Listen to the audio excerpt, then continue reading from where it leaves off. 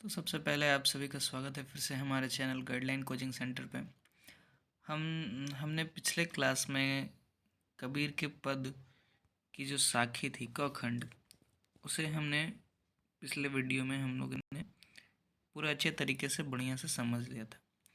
अब इसके बाद जो इसका ख खंड है वो हम पढ़ेंगे कबीर के पद। ठीक है, तो आज हम लोग ये शुरू करेंगे। आइए शुरू करते हैं। तो पंक्तियों को बड़े अच्छे से ध्यान से देखिएगा। तो सबसे पहला जो पंक्ति है वहाँ क्या कहा गया है? कहा गया माया महा ठगनी हम जानी। माया का मतलब क्या होता है? तो माया का मतलब साधारणतः हम यह समझ सकते हैं कि जब लोगों का जिस पे क्या होता है पूरी तरह से वे उस पे आश्रित होते हैं, उससे लोगों का बहुत क्या होता है, लगाव होता है। हर किसी का अपना अलग अलग एक माया होता है, और वह क्या होती है? महाठगनी, मतलब धोखा देने वाली। ठीक है। तिरगुन फांस लिए कर डोले। तिरगुन मतलब तीन तरह का गुण। फांस मतलब अपने साथ वो ले करके चलती है, डोलती है। बोले मधुरी बानी, मतलब ये जो माया होती है वो बहुत ही मीठे मीठे बात बोलती है। जैसे अब यहाँ माया किसके लिए क्या है ये आगे बताते हैं कबीर अपने पद में। कहते हैं केशव के कमला हो बैठी, मतलब भगवान केशव के लिए उनकी कमला जो है वो माया है। शिव के भवन भवानी, और भगवान शिव के लिए जो भवन भवानी यानी कि पार्वती के बारे में कहा जा रहा है, माँ पार्वती के बारे में, कि वो उनके लिए माया है। पंडा के मूरत हो बैठी, एक जो पुजारी होता है, पंडा जी होते हैं जो, उनके लिए क्या है?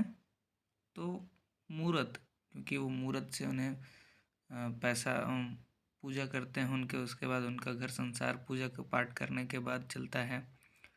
वो बड़ा आश्रित रहते हैं, मन लगाते हैं मूरत में, इसीलिए पंडा के लिए मूरत जो होगी वो माया होगी। तीर्थों में पानी, और जो तीर्थ होते हैं, धर्म स्थान होते हैं, वहाँ पे जो पानी होती है वो माया होती है, क्योंकि तीर्थ स्थान में पानी का बहुत ही महत्व होता है। ठीक है।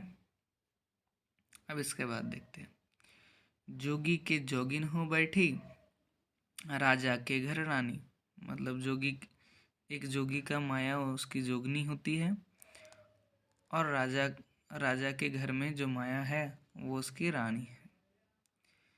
काहू के हीरा हो बैठी, काहू मतलब किसी के हीरा हो बैठी, किसी का जो माया है वो हीरा है।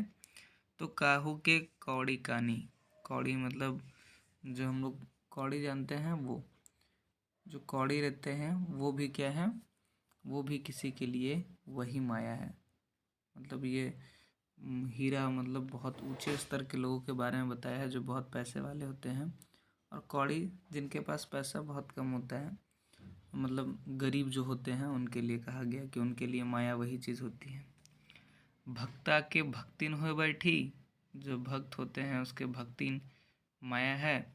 तुर्का के तुर्कानी, ठीक है, और तुर्क के लोगों के लिए तुर्कानी।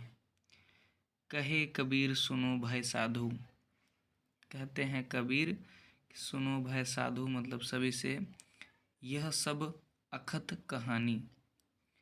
अकथ कहानी का मतलब होता है कि जिसे कहा नहीं जा सकता। ये कहानी बहुत लंबी चौड़ी है कि माया की जो कहानी होती है वो बहुत लंबी है, इसे कहा नहीं जा सकता। बहुत बड़ी बड़ी कविता है, माफ़ कीजिएगा, कहानी है। ठीक है। और यहाँ पे इसमें से क्वेश्चन और भी पूछता है कि त्रिगुण, वो कौन कौन सा गुण लेके माया अपने साथ चलती है? तो वो याद रखिएगा, 3 गुण होते हैं, सद्गुण, तमगुण और रजोगुण। ठीक है। आगे अब दूसरे भाग में चलते हैं। अब यहाँ पे कबीर दास कहते हैं कि झूठे तन को क्यों घबरावे। ठीक है, जो हमारा शरीर है उसे झूठा बतलाते हैं कि क्या है, ये तो हमारा शरीर जो है वो झूठा है, मृत्यु को प्राप्त होंगे और यह शरीर को हमें छोड़कर जाना पड़ेगा। तो झूठे तन को क्यों घबरावे, घबरावे मतलब होता है घमंड करना, कि अपने इस तन पे क्यों घमंड कर रहे हो कि मैं बलवान हूँ, मैं कुछ भी कर लूँगा, बड़ा सुंदर दिखता हूँ मैं, मेरा शरीर अच्छा है, तो इस पे क्यों घमंड कर रहे हो। मरे तो पल भरी रह ना पावे, कि अगर मर जाओगे, जिस दिन मृत्यु तुम्हें प्राप्त होगी, तो तुम पल भर के लिए रह नहीं पाओगे। अपने ही घर वाले क्या करेंगे, मरने के बाद तुम्हारा जो शव होगा, लाश होगा, उसे घर से बाहर कर देंगे, पल भर भी नहीं रह पाओगे। खीर खांड घृत पिंड संवारा, खीर खांड मतलब होता है कि हिंदू धर्म में एक नियम यह भी होता है कि कभी बहुत से ऐसी जगहों पर देखा जाता है कि जब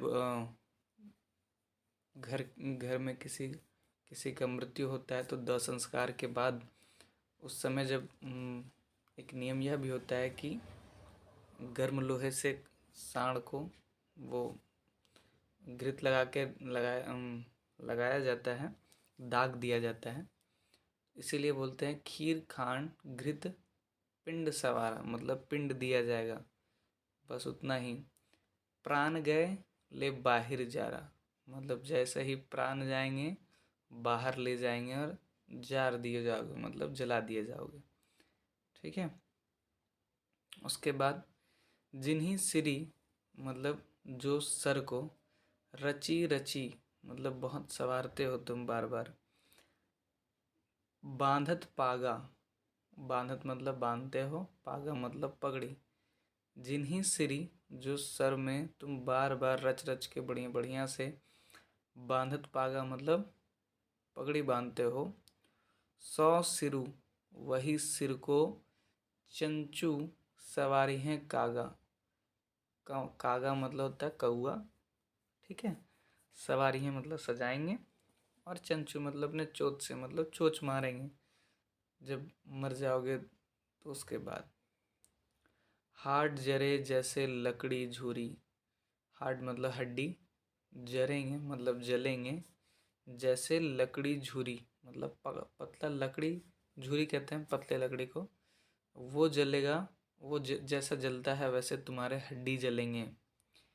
केस जरे मतलब केस मतलब बाल, वैसे जरेंगे जैसे तृण के कूरी, तृण मतलब घास होता है, और कूरी मतलब होता है बंडल, तो घास के बंडल जैसे जलते हैं, वैसे ही बाल फटाक से, जो तुम्हारे केस होंगे वो फटाक से तुरंत ही जल जाएंगे। कहे कबीर नर अजहू ना जागे, तो कबीर कहते हैं कि अगर अभी आज मतलब अजहू मतलब आज भी अगर ना जागा तो कब जागोगे। जम का दंड मतलब जो जम होते हैं, जम मतलब जमराज के बारे में बोला जा रहा है कि मृत्यु का जब समय आएगा और जम आएंगे, दंड मतलब अपने दंड से, मुंड मही लागे मतलब दंड, जब वो अपने दंड से मारेंगे तब क्या तुम जागोगे, आज अगर नहीं जाओगे तो कब जागोगे। इसीलिए इस झूठे तन पे इतना घमंड करना बंद कर दो। ये था पूरा का पूरा हमारा काव्यखंड का पहला जो काव्य था, कबीर के पद, पूरी अच्छे से ये पूरा कंप्लीट हो जाता है। ठीक है। तो इसके बाद आगे, इसके बाद का चैप्टर आगे दिया जाएगा, मतलब जो इसके बाद का है तुलसीदास के पद। तो अभी के लिए इतना ही, धन्यवाद।